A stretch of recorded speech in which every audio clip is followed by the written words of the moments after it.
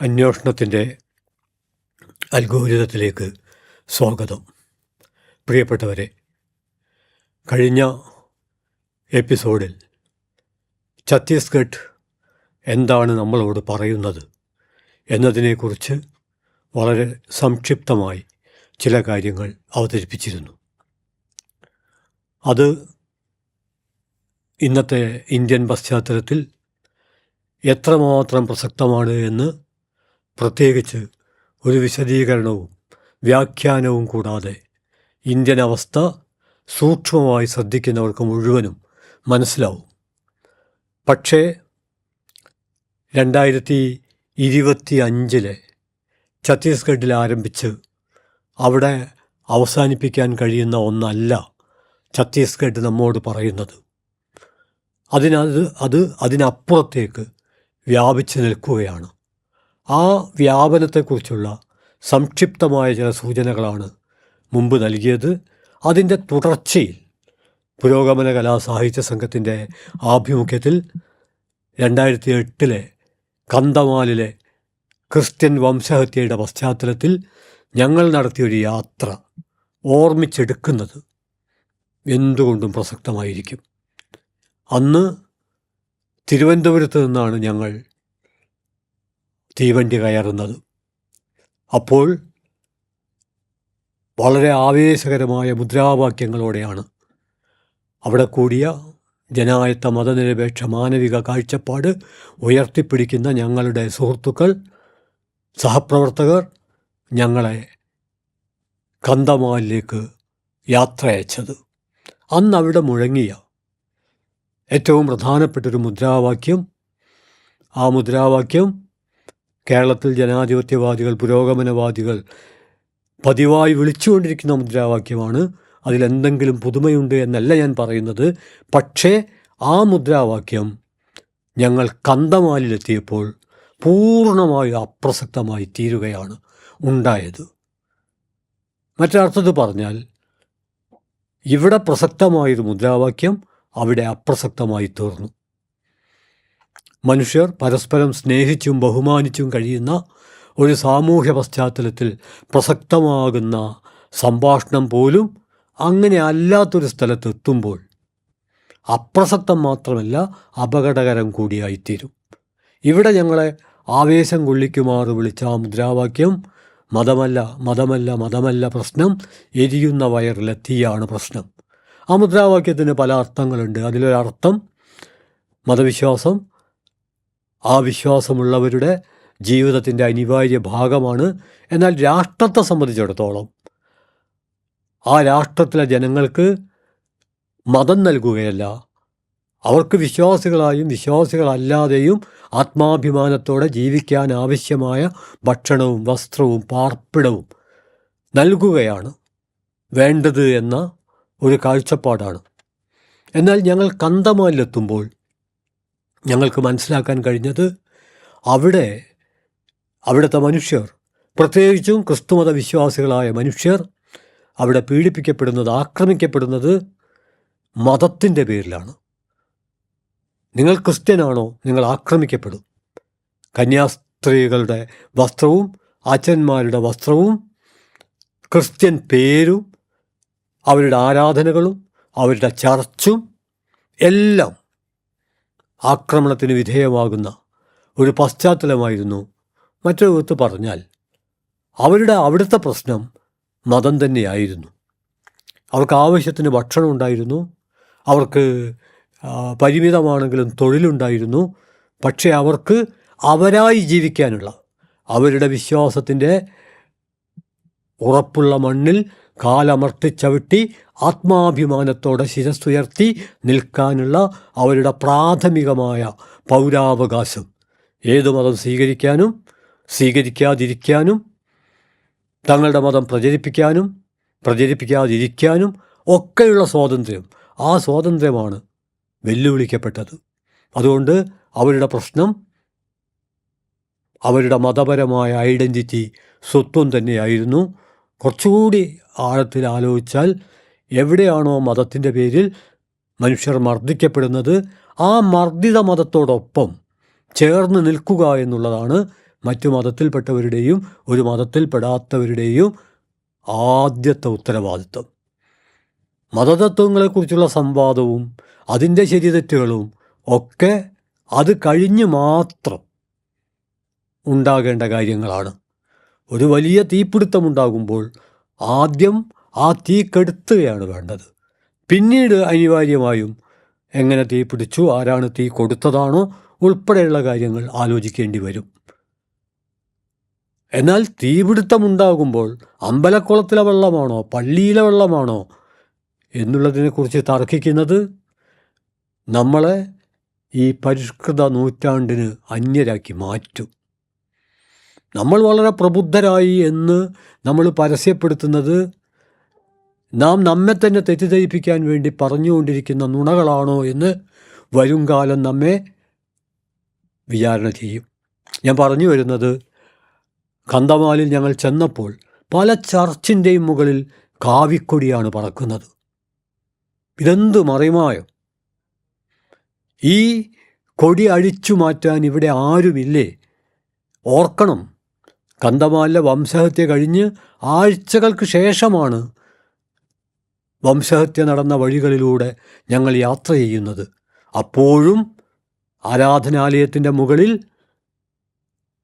പാറിപ്പറക്കുന്ന ആ കാവിക്കൊടി അഴിച്ചു മാറ്റാൻ ആരുമില്ലെന്ന് മാത്രമല്ല, ഞങ്ങളുടെ വാഹനം കുറച്ചു നേരം അവിടെ നിർത്തി അതിൻ്റെ ഒരു പടമെടുക്കാൻ, ഫോട്ടോ എടുക്കാൻ ഞങ്ങൾക്ക് ആഗ്രഹമുണ്ട് എന്ന് പറഞ്ഞപ്പോൾ ഞങ്ങളുടെ ഡ്രൈവറായിരുന്ന ഒറിയക്കാരൻ സുരേഷ് പ്രധാൻ അദ്ദേഹം വിസമ്മതിക്കാനുണ്ടായത് ഞങ്ങളത് ധിക്കരിക്കാൻ വേണ്ടിയല്ല, മറിച്ച് ഇവിടെ നിന്ന് ഫോട്ടോ എടുക്കുന്നത് പോലും അപകടമാണ്. അതുകൊണ്ട് ആ അപകടം ഒഴിവാക്കാൻ, ഞങ്ങളെ രക്ഷിക്കാനുള്ള ആത്മാർത്ഥമായ ആഗ്രഹം കൊണ്ടാണ് അദ്ദേഹം വണ്ടി നിർത്താൻ വിസമ്മതിച്ചത്. പക്ഷെ ഞങ്ങളുടെ നിർബന്ധം കൊണ്ട് അദ്ദേഹം വണ്ടി നിർത്തുകയുണ്ടായി. ഞാൻ ഉന്നയിക്കാൻ ശ്രമിക്കുന്നത്, നമുക്ക് കേരളത്തിൽ നിന്ന് ആലോചിക്കാൻ കഴിയില്ല. കേരളമല്ല ഒറീസയും കേരളത്തിന് പുറത്തുള്ള പല സ്ഥലങ്ങളും. ഇനി സുരേഷ് പ്രധാനെക്കുറിച്ച് പറഞ്ഞതുകൊണ്ട് ഒരു കാര്യം കൂടി ഓർമ്മിച്ചെടുക്കേണ്ടതുണ്ട്, അത് അനിവാര്യമാണ്. കാരണം ഞങ്ങൾ ഭുവനേശ്വറിൽ വണ്ടി ഇറങ്ങുമ്പോൾ ഞങ്ങളെ സ്വീകരിക്കാൻ 2 പേരേ ഉണ്ടായിരുന്നുള്ളൂ. ഒന്ന് അവിടുത്തെ കൃഷക് സംഘത്തിൻ്റെ, അതായത് കർഷക സംഘത്തിൻ്റെ സംസ്ഥാന കമ്മിറ്റി അംഗവും കമ്മ്യൂണിസ്റ്റ് പാർട്ടിയുടെ നേതാവുമായ അഭിറാം ബെഹ്റ. മറ്റൊന്ന് വണ്ടി ഓടിക്കുന്ന ഇടതുപക്ഷ പ്രവർത്തകൻ തന്നെയായ സുരേഷ് പ്രധാൻ. 2 പേരാണ് ഞങ്ങളെ സ്വീകരിക്കാനുണ്ടായിരുന്നത്. പക്ഷേ ആ 2 പേർക്കപ്പുറത്ത് എത്രയെത്രയോ മനുഷ്യരുടെ സ്വപ്നങ്ങളുടെ സാക്ഷാത്കാരമായ ഒരു വലിയ ചുവപ്പൻ പതാക കയ്യിൽ പിടിച്ചുകൊണ്ടാണ് അഭിറാം ബെഹ്റ ഒറ്റക്ക് ഞങ്ങളുടെ മുമ്പിൽ നിന്നത്.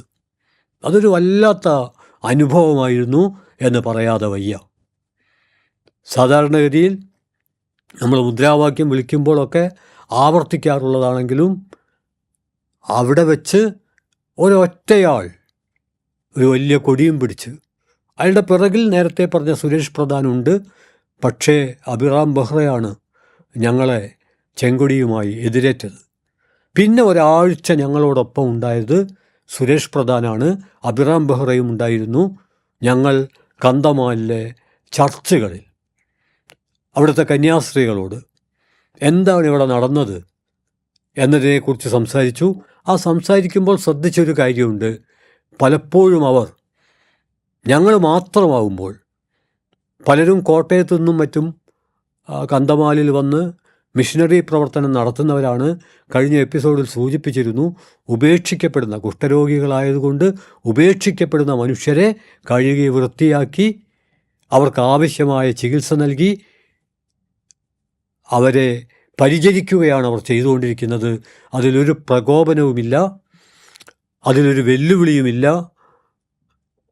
പക്ഷേ സംഭവിച്ചത് അതിൻ്റെ പേരിൽ അത് മതപരിവർത്തനത്തിനുള്ള ചുവടുവെപ്പാണ്. ഇവർ മതം മാറ്റുകയാണ്.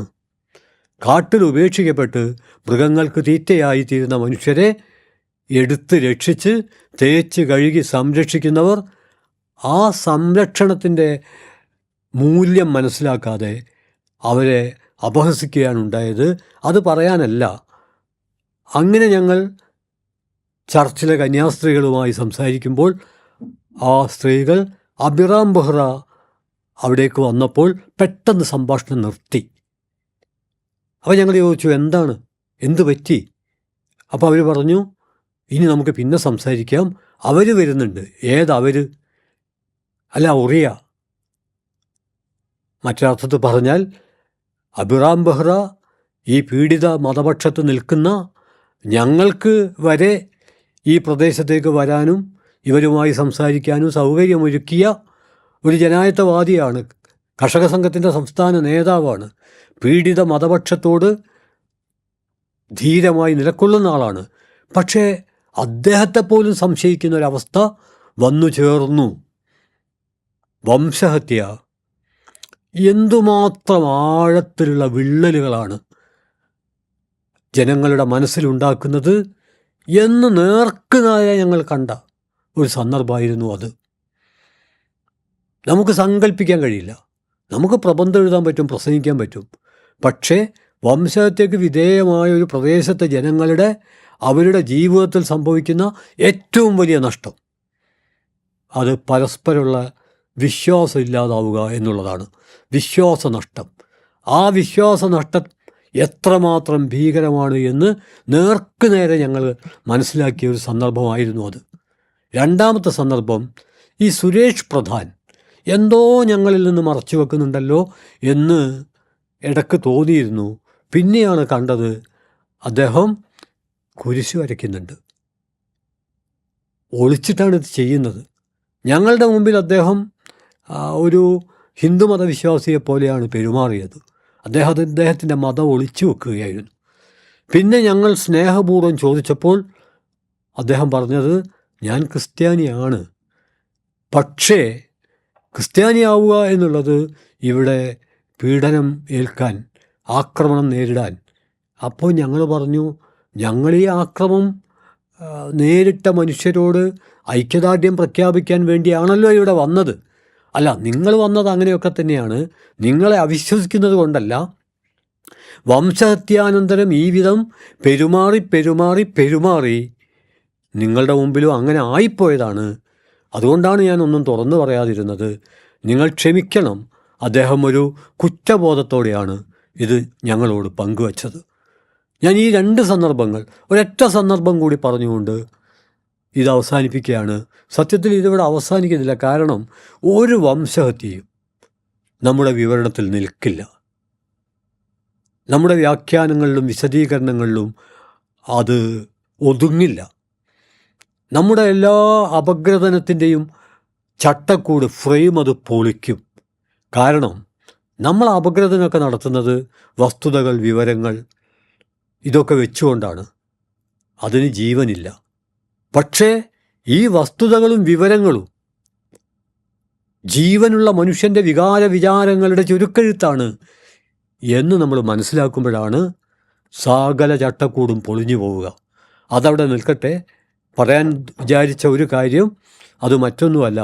ഞങ്ങൾ കന്തമാലിലെത്തിയപ്പോൾ അവിടുത്തെ ഭീകരമായ അവസ്ഥകൾ കണ്ടപ്പോൾ ഇത് മുഴുവൻ മനുഷ്യരും അറിയേണ്ടതാണ് എന്ന ഞങ്ങളുടെ ഉത്തമ ബോധ്യത്തിൻ്റെ അടിസ്ഥാനത്തിൽ ഞങ്ങൾ എന്തു ചെയ്യാൻ കഴിയുമെന്ന് ആലോചിക്കുമ്പോൾ ഒരു പത്രസമ്മേളനം വിളിക്കുന്നതിനെക്കുറിച്ച് ഞങ്ങൾ ആലോചിച്ചു. യാദർച്ഛികമായിട്ടാണ് ഞങ്ങൾക്ക് ഒറീസയിലെ ചാനലിൽ അഭിപ്രായം പങ്കുവെക്കാൻ ചെറിയൊരവസരം കിട്ടി. ആ അവസരം കിട്ടിയപ്പോൾ ഞങ്ങൾ ഈ വംശഹത്യക്കെതിരെ അതിശക്തമായ അഭിപ്രായ പ്രകടനങ്ങൾ നടത്തി. പിറ്റേ ദിവസം ആ തെരുവിലൂടെ ഞങ്ങൾ നടക്കുമ്പോൾ ആളുകൾ എന്തോ അത്ഭുതം കണ്ട പോലെ, ഏതോ ധീരസാഹസികരെ കണ്ട പോലെയാണ് ഞങ്ങളോട് പെരുമാറിയത്. അതിൽ ചിലർ ഞങ്ങളുടെ കൈ പിടിച്ചുകൊണ്ട് പറഞ്ഞു, നിങ്ങൾ കേരളത്തിൽ നിന്നായതുകൊണ്ടാണ്, മലയാളികളായതുകൊണ്ടാണ് മറ്റാർക്കും ഇത്ര ധൈര്യമായിട്ട് ഇവിടെ വന്ന് ഈ വംശഹത്യക്ക് നേതൃത്വം നൽകിയ ഫാസിസ്റ്റുകൾക്കെതിരെ സംസാരിക്കാൻ കഴിയില്ല. സത്യത്തിൽ ഞങ്ങൾ സംസാരിച്ചത് സാധാരണ സംസാരിക്കും പോലെ തന്നെയാണ്. പക്ഷെ അവർക്കത് അസാധാരണമായ എന്തോ ഒന്നായി തീരുകയാണ് ഉണ്ടായത്. ഇങ്ങനെ കന്തമാൽ വംശഹത്യയോടനുബന്ധിച്ച് ഞങ്ങൾ നടത്തിയ യാത്രയുടെ എത്രയെത്രയോ അനുഭവങ്ങൾ പങ്കുവെക്കാനുണ്ട്. ആ അനുഭവങ്ങളാണ് അവർ ക്രിസ്ത്യാനികളെ തേടിയെത്തി. കഴിഞ്ഞ തവണത്തെ അന്വേഷണത്തിൻ്റെ അൽഗോരിതത്തിൽ ആ പുസ്തകത്തിൻ്റെ കവർ കാണിച്ചിരുന്നു. അത് കാണിക്കാനുള്ള പ്രധാനപ്പെട്ട ഒരു കാരണം ഈ പ്രയോഗം ഇന്ന് കേരളത്തിൽ എല്ലാവർക്കും സുപരിചിതമാണ്. പാസ്റ്റർ നിമോയിള്ളയുടെ ജർമ്മനിയിൽ ഹിറ്റ്ലറുടെ ഭീകരകാലത്ത് നമ്മൾ മറക്കരുത്, ആദ്യഘട്ടത്തിൽ പാസ്റ്റർ നിമോയിള്ള ഹിറ്റ്ലറുമായി ചങ്ങാത്തം പങ്കുവച്ചിരുന്നു. എന്നാൽ ഹിറ്റ്ലർ ചർച്ച് പിടിച്ചെടുക്കുന്ന ഒരവസ്ഥ വന്നപ്പോൾ പാസ്റ്റർ നിമോയിള്ള അടക്കമുള്ളവർ ഹിറ്റ്ലർക്കെതിരെയുള്ള ഒരു പ്രതിരോധത്തിൻ്റെ ഭാഗമായി മാറുകയാണ് ഉണ്ടായത്. ഛത്തീസ്ഗഡിൽ കന്യാസ്ത്രീകൾ, മതനിരപേക്ഷത അവഹേളിക്കപ്പെട്ടിട്ടും പാസ്റ്റർ നിമോയിള്ളയുടെ ആരംഭകാല ഹിറ്റ്ലർ കമ്പത്തിൽ തന്നെ കടിച്ചു നിൽക്കുന്ന നമ്മുടെ നാട്ടിലെ ചില മതമേധാവികൾ ഇനിയെങ്കിലും കണ്ണു തുറന്നുകൊണ്ട് മനസ്സിലാക്കേണ്ട ഒരു കാര്യം, പ്രീതിപ്പെടുത്തിക്കൊണ്ട് ചരിത്രത്തിൽ ഒരിടത്തും ഫാസിസത്തെ പരാജയപ്പെടുത്താൻ കഴിഞ്ഞിട്ടില്ല. പ്രീതിപ്പെടുത്തുകയല്ല, അതിനെതിരെ പൊരുതുകയാണ്. വിപുലമായ ജനാധിപത്യ മതനിരപേക്ഷ കൂട്ടായ്മയുടെ ഭാഗമായി ഒന്നിച്ചു നിന്ന് അതിനെതിരെ പൊരുതാനാണ് ഛത്തീസ്ഗഡ് മാത്രമല്ല, ഇതിനു മുമ്പ് വളരെ വിശദമായി 10 എപ്പിസോഡിൽ പറയാൻ ശ്രമിച്ച ഗുജറാത്ത് വംശഹത്യയും അതോടൊപ്പം കന്ധമാലിലെ ക്രിസ്ത്യൻ വംശഹത്യയും ഇപ്പോൾ ഛത്തീസ്ഗഡും. ഇത് ഒരു തുടർക്കഥയാവാതിരിക്കണമെങ്കിൽ നിതാന്തമായ ജനകീയ ജാഗ്രത ആവശ്യമാണ്. ഇത്തരം ഓർമ്മപ്പെടുത്തലുകൾ ആ നിതാന്തമായ ജനകീയ ജാഗ്രതക്കുള്ള ഊർജമായി പരിണമിക്കട്ടെ എന്ന പ്രത്യാശയോടെ അഭിവാദ്യം ചെയ്തുകൊണ്ട് അന്വേഷണത്തിൻ്റെ അൽഗോരിതത്തിൻ്റെ ഈ എപ്പിസോഡ് ഇവിടെ അവസാനിപ്പിക്കുന്നു. അഭിവാദ്യങ്ങൾ.